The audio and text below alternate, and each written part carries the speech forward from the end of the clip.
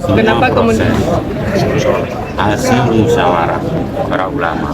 Akan Pintu.co, bakal calon gubernur Aceh Bustami Hamzah menjelaskan alasan menggandeng Tengku Muhammad Fadil Rahmi sebagai bakal calon wakil gubernur di Pilkada Aceh 2024. Bustami mengatakan bahwa nama Tengku Muhammad Fadil Rahmi merupakan hasil dari musyawarah para ulama Aceh untuk menggantikan Tengku Muhammad Yusuf Awahab atau Tusob sebagai calon wakil gubernur. Bustami menyampaikan semua ulama sudah menyepakati untuk memilih senator Aceh yang akrab disapa Syekh Fadil itu untuk maju sebagai calon wakil gubernur di Pilkada 2024. Kait deklarasi pasangan ini, Bustami belum bisa memastikan. Ia akan berkomunikasi dengan partai politik koalisi dan tim pemenangan terlebih dahulu.